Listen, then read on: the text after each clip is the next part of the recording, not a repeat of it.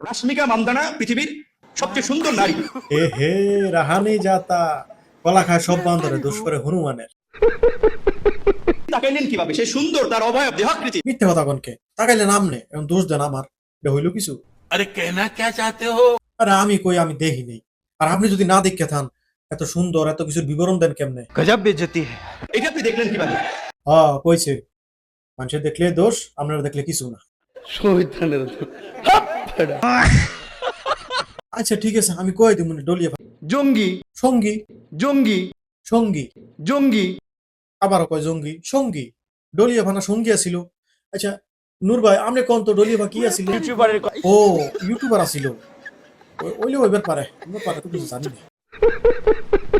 সরকারের একজন প্রতিমন্ত্রী। এই কারণে ডলিয়া ভাই এখন অস্বীকার করতেছে।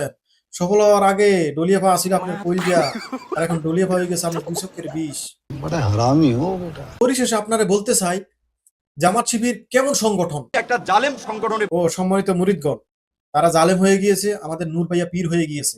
এখন এই পীরের দরবারে বায়াত গ্রহণ করতে ফলো বাটনে ক্লিক করে বায়াত গ্রহণ করুন। ধন্যবাদ।